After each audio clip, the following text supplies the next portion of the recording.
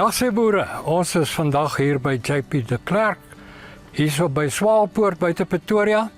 En ons het so 'n ruk gelede gepraat oor Micromin, spoorelement aanvallings, en hy het toe sy kalvers ingeënt.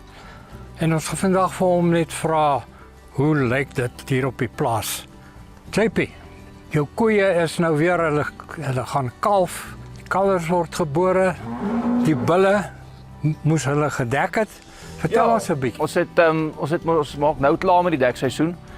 Soos wat julle nou voorgestel het ons nou die bulle gespuit met die Micromin so 50 dae voordat die dekseisoen begin, sodat daai spermproduksie bietjie kan optel. En ek sien nogal uit om te sien wat se verskil dit gemaak het. Ons lewe nou in die tyd van insekte en bosluise.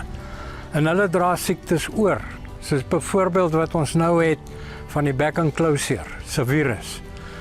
Knopvelsiekte is 'n virus buite in die vlee wat dit oordra en ook bosluise.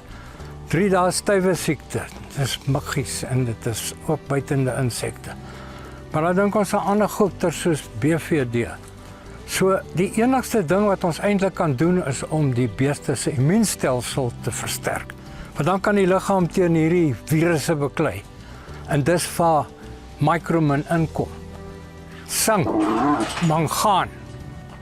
Ons het koper, ons het selenium en vir die bulle nog krom ook. Het gaan oor vrugbaarheid. Jy het die kalvers daai tyd ingeënt?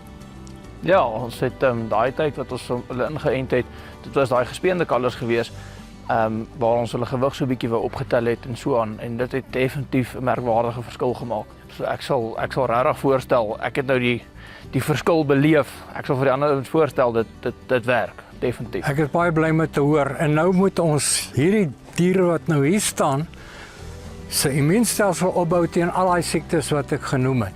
Ja. So is 'n baie goeie tyd om hulle nou ook in te ent. Waar kry jy Micromin? By Design Biologics. By Design Biologics. Op die rakke by die koöperasie. Dan kan ook met jou veearts praat. Boere, kyk mooi na julle diere. Versterk hulle immuniteit. Vrugbaarheid. Lekker boer.